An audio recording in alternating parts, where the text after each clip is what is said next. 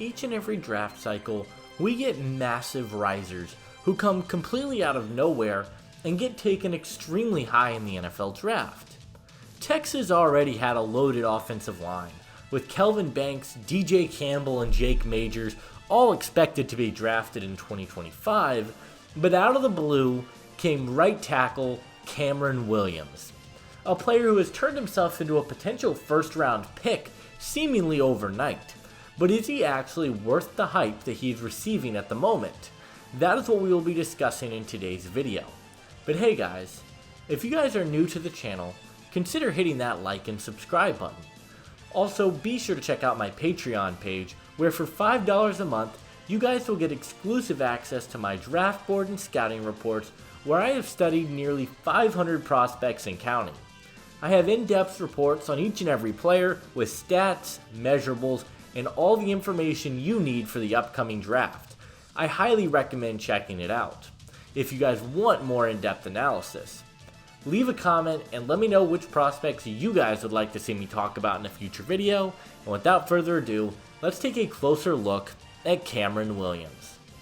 When I say Cameron-Williams came out of nowhere, I'm not exaggerating. A 3-star recruit coming out of high school, he played in just 149 snaps his first 2 seasons for the Longhorns, and he did put up solid numbers when he was on the field. His 2023 season, he allowed 0 pressures and 125 snaps, but nobody was expecting this from him when he took over as the full-time starter in 2024, replacing Christian Jones, and he's been pretty awesome early in the season for Texas. In 369 offensive snaps, he has allowed just 3 pressures and 3 quarterback hits on the year for the Longhorns, and he has gone from a player nobody had on their radars to legitimate first-round buzz. Williams has absolutely phenomenal size for the tackle position. He is 6'5", 335 pounds, and he is one of the bigger tackles in the entire class. He has the height and weight combination that you look for, but his length is what really jumped off the page to me.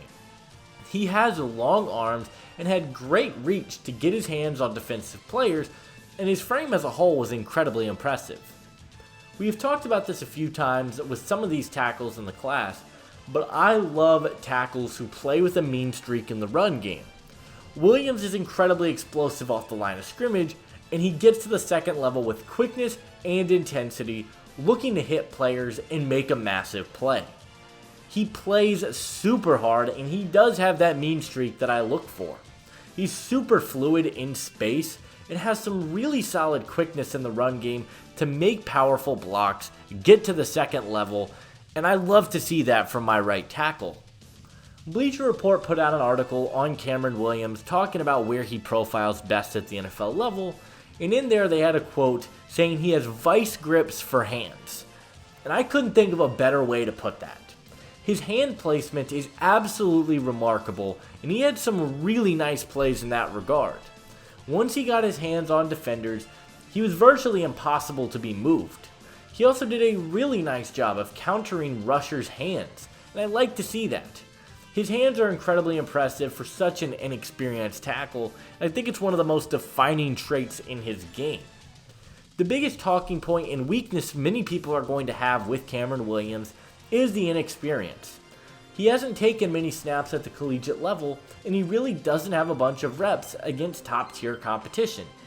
That is something that is going to continue going into April, but we did see Amarius Mims get drafted in the first round, and I think Williams is very comparable as a prospect. Where I have issues with Cameron-Williams is his pass protection. Williams in pass protection has a lot of inconsistencies that I would like to see get cleaned up at the NFL level. The first thing is, I think his footwork is incredibly inconsistent. He plays with a very wide base, and he's unable to really open up his hips to the outside at times, and he does lose a step to his outside shoulder, and rushers are able to get by him. He does have the foot speed and quickness to put himself back in the play, but you never want to see your tackle in that position to begin with.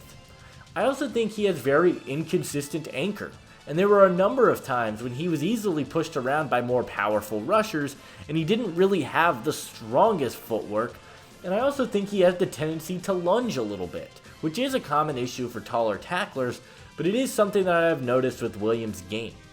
I think he is a much better run blocker than he is a pass blocker, and he definitely could improve with repetition because he hasn't taken many snaps. But overall, I think his pass protection technique is very up and down, from his base to his footwork, all the way down to his anchor.